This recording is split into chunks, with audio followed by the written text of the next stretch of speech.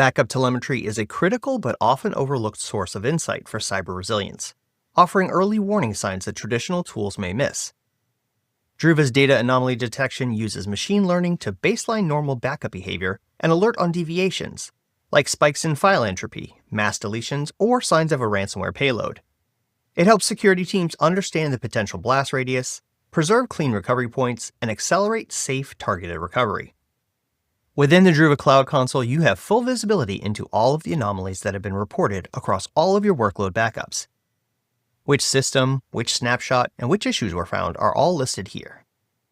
At a glance, we can see potential blast radius of a ransomware attack, as multiple systems are showing alerts. This endpoint has several impacted snapshots with encryption events.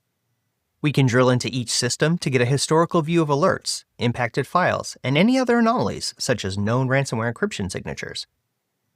From here, we can download logs for further scrutiny into which files were impacted, and we can quarantine the system to prevent any accidental reinfection. This helps understand the time frame and impact for when it comes to recovering clean data.